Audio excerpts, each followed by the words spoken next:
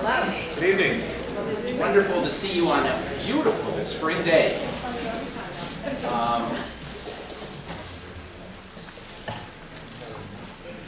We are now a little bit past halfway in this semester, and as you know, we spent a great deal of time looking at the international economy, and last week, of course, looking at the Middle East. Today we're going to have, I think, possibly the most exciting session of the whole semester. I would like to also let you know that next week we'll have Danny Roderick from Harvard University, one of the world's leading experts on global development, who will be joining us. And then after that we get into global film, global music, global architecture, and finally global professional sports. So quite an odyssey we're having this semester. I have known about our speaker tonight for a number of years. But I have never been so moved as I was on the day after the President of the United States, Mr. Obama, announced that we would be sending 30,000 additional troops to Afghanistan.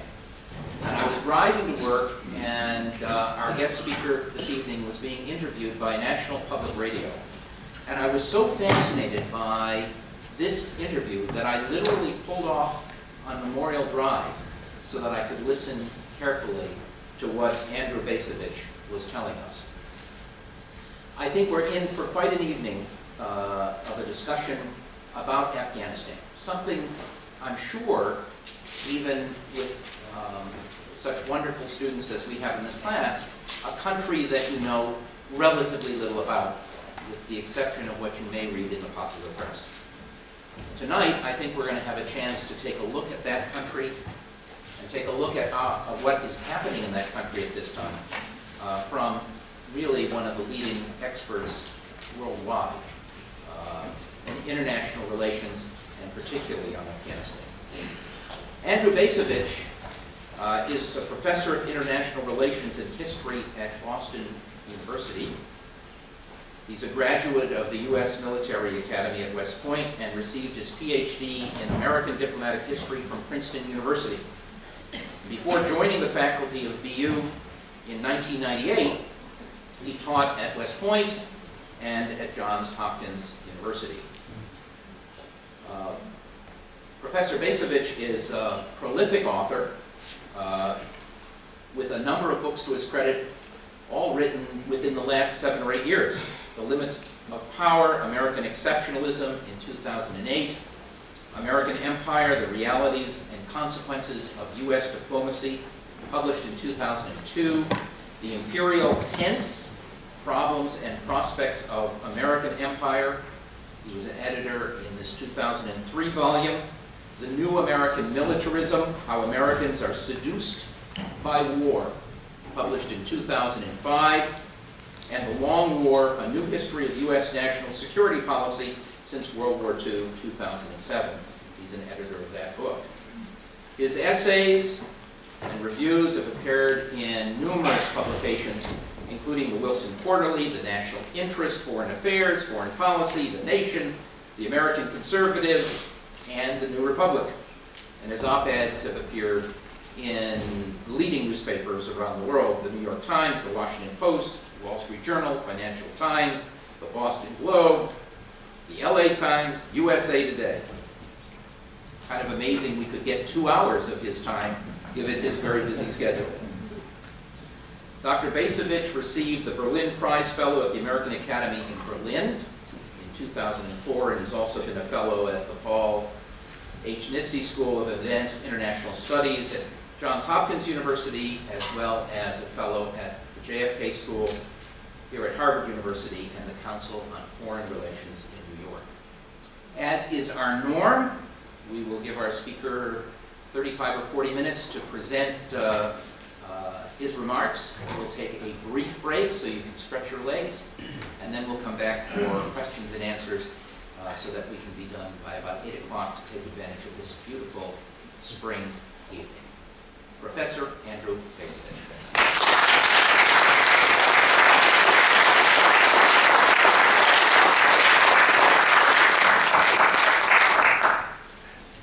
Well, thanks for the kind introduction. I want to dampen expectations.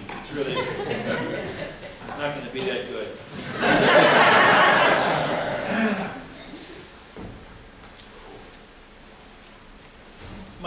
aim this evening is to talk probably for about 30 to 35 minutes and to reflect on the course of what was once known as the global war on terror, a conflict that the Pentagon has of late begun to call the Long War.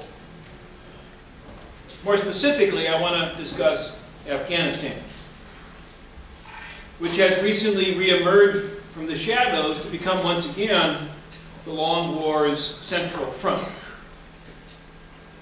For the past several months, Afghanistan has reigned supreme as national security issue number one in Washington and in many respects across the country. Yet, when Washington obsesses about what to do in Afghanistan, it is asking the wrong question.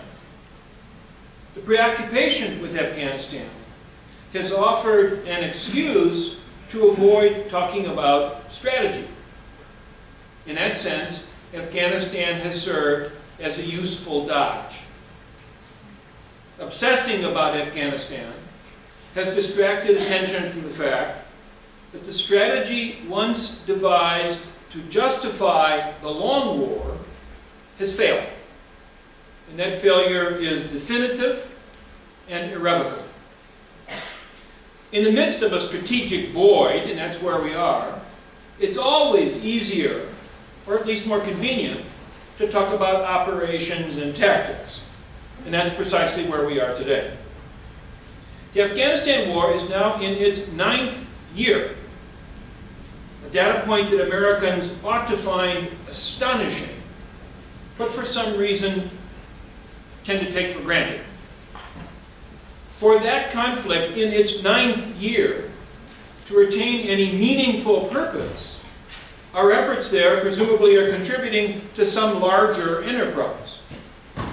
Surely, primitive, landlocked Afghanistan, by no stretch of the imagination, the center of gravity of the larger jihadist threat, cannot itself justify the expenditure of attention, energy, money, and lives on the vast scale entailed by the counterinsurgency plan devised by General Stanley McChrystal and now apparently approved by the President. As Secretary of State Hillary Clinton herself has candidly and correctly noted regarding Afghanistan, quote, "We have no long-term stake there," end of quote. So what is the larger enterprise to which war in Afghanistan contributes? And what is the relationship of that enterprise to the threat posed by violent anti-Western jihadism? In other words, what's the strategic tissue that connects Afghanistan to the Long War and imbues each with a sense of purpose? Now, back when the Long War was young, its strategic purpose was actually quite clear. In order to render harmless the threat posed by violent jihadism, the Bush administration knew exactly what it wanted to do. It did have a strategic plan, immensely ambitious, if also deeply flawed. The label commonly attached to that plan was the Freedom Agenda.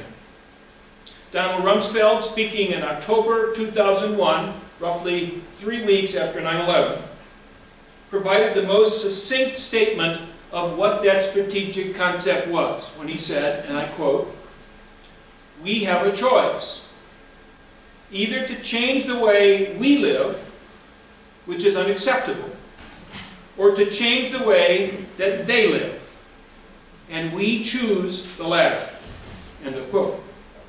The idea, wrote Douglas Feith, you'll remember Douglas Feith was the number 3 guy in the office of the Secretary of Defense in Bush's first term. The idea, wrote Feith in a memo to Rumsfeld, was to, quote, "transform the Middle East and the broader world of Islam generally," end of quote.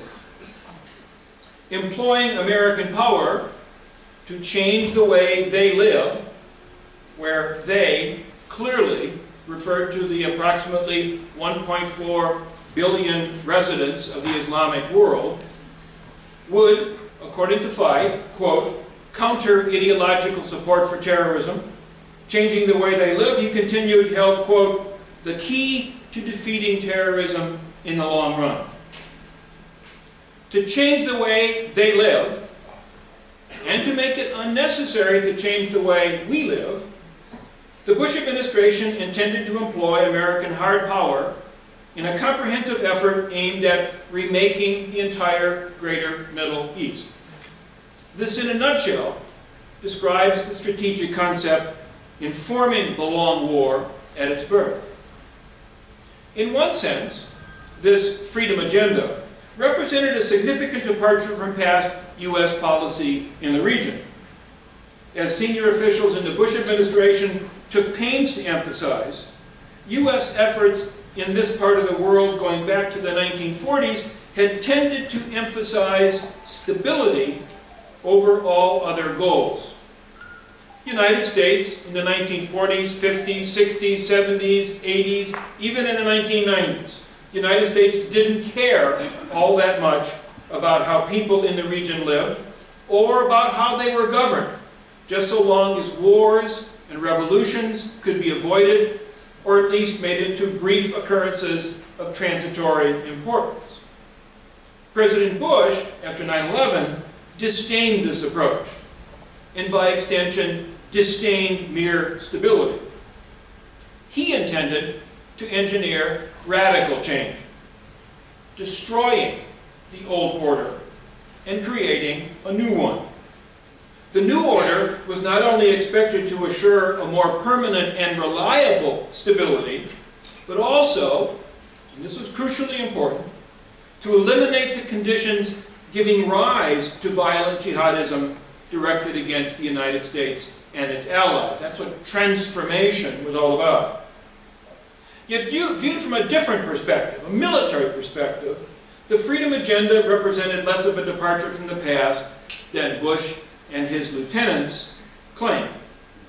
In fact, ever since the promulgation of the Carter Doctrine in January of 1980, U.S. policy toward the Middle East had been changing incrementally, bit by bit becoming increasingly militarized, with expectations of what U.S. military power could accomplish in the region steadily increasing.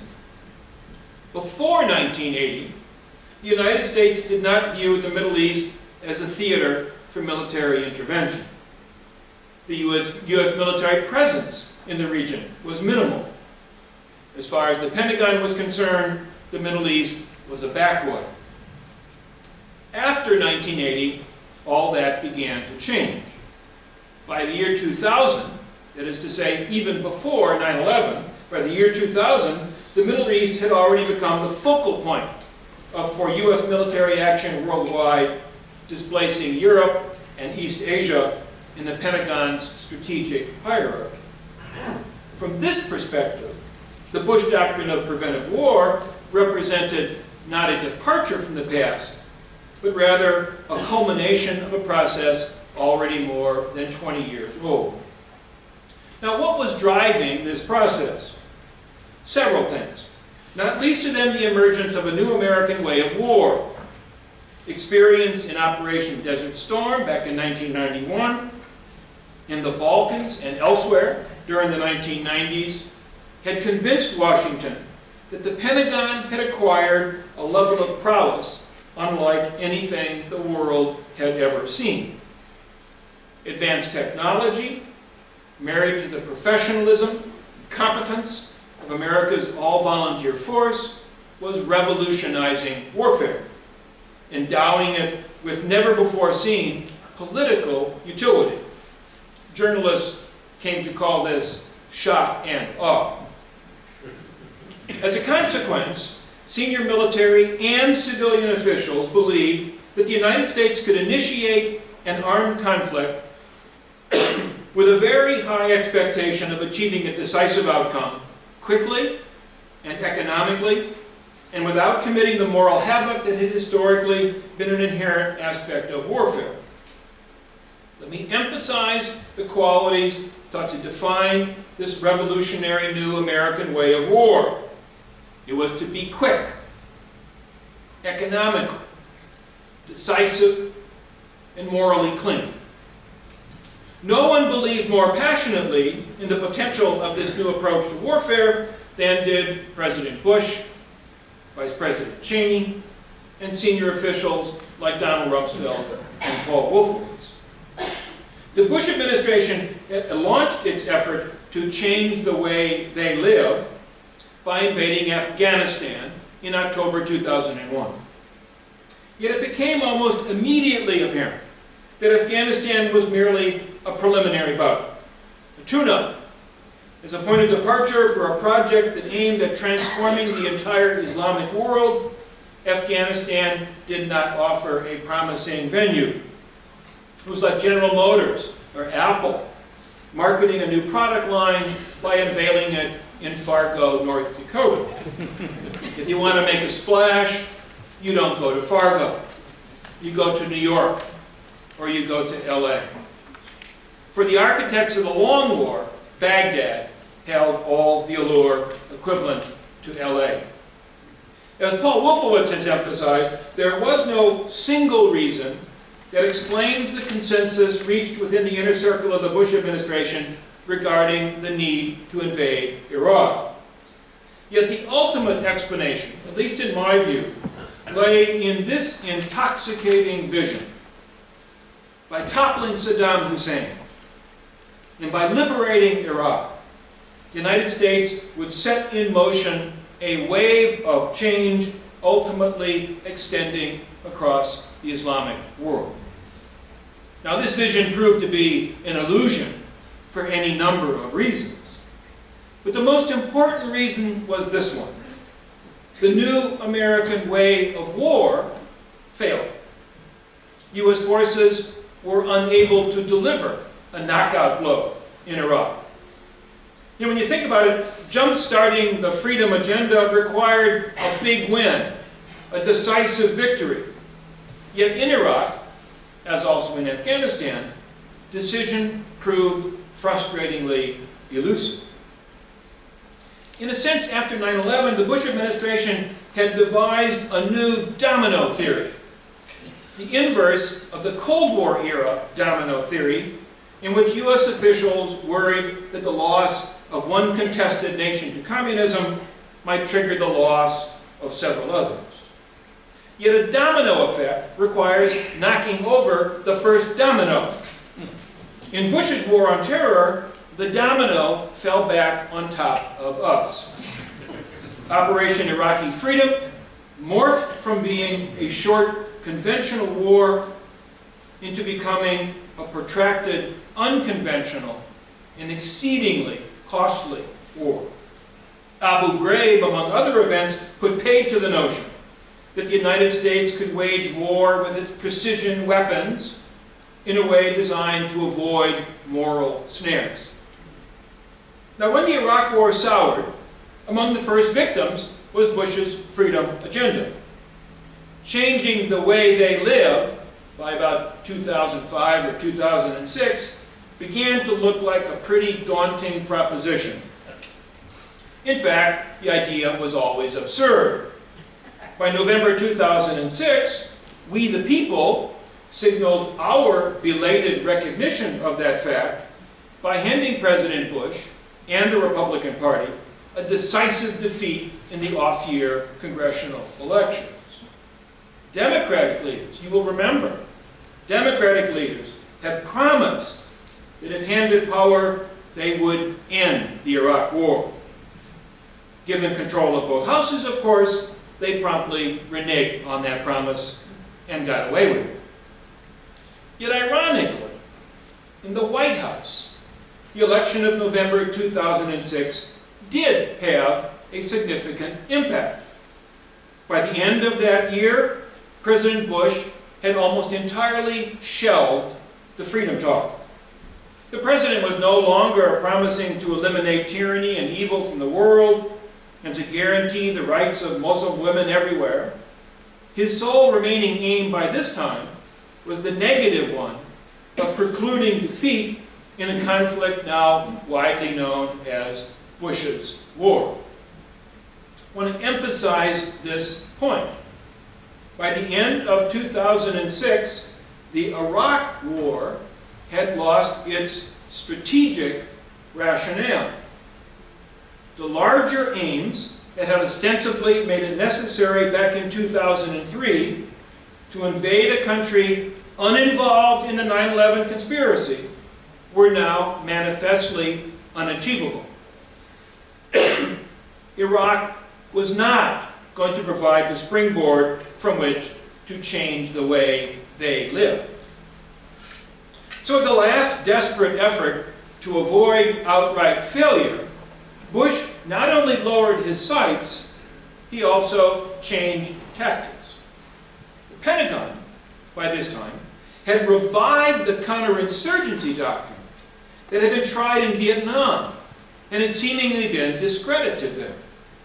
Events in Iraq had exposed the new American way of war as fraudulent. So the Pentagon conjured up a replacement, a new American way of war. And this effort found concrete expression in the famous surge of 2007-2008. Now the surge did not win the Iraq War. The insurgency continues even today. Recently, General Odierno, the U.S. commander in Baghdad, has been dropping hints that the planned withdrawal of U.S. troops from Iraq might have to be delayed or even shelved. That said, the surge did avert outright defeat. And in doing so, it came close enough to an actual victory for President Bush, the officer corps, and supporters of a militarized approach to U.S. foreign policy in the Middle East to claim it as a victory.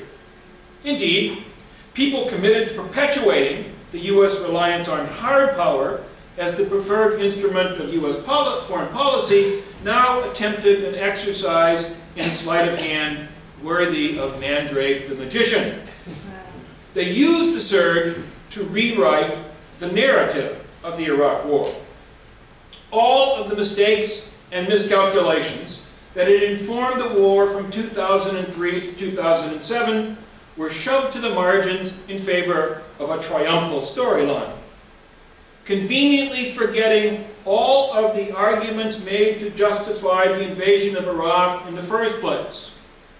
The weapons of mass destruction that never materialized, Saddam's alleged ties to Al-Qaeda, which turned out to be imaginary, the promise that Saddam's removal was going to produce Arab reconciliation with Israel, something that never occurred. Forgetting all of these things, they now depicted the war as an epic triumph of American arms, credited to General David Petraeus and his rediscovery of counterinsurgency.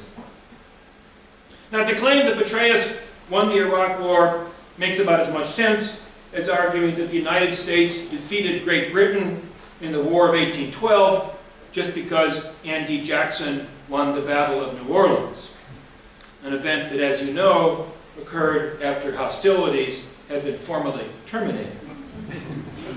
Still, declaring the surge a great victory was emotionally satisfying, and it allowed all concerns, Republicans and Democrats, the military and the media, and quite frankly, the rest of us. It allowed us to forge a new consensus, the essence of which was this: it's time to move on. So Americans put Iraq in the rearview mirror. It became the new forgotten war, forgotten both in the sense that the attention devoted to Iraq plummeted, and in the sense that no serious effort was made to examine the implications of all that the Iraq War had wrought. In short, there was no accounting, nothing even remotely comparable to the Chilcot inquiry that has been conducting a public investigation of Great Britain's participation in the Iraq War. Quite frankly, the absence of anything like a Chilcot Commission here is indicative of the eagerness of American elites, of whatever political stripe, to prevent the public from sticking its nose into the business of national security. At any rate, having done with Iraq, attention now shifted to the other war that had been the forgotten war, and that had been dragging on even longer, namely Afghanistan. Proponents of the victory narrative in Iraq, could you give me some water? Now cited Petraeus' surge as evidence that Afghanistan could also be won. All that was required was to find a new Petraeus who could apply counterinsurgency doctrine in Afghanistan just as it had been applied in Iraq. And when you come to think about it, the victory to be won in Afghanistan in 2010 bears little resemblance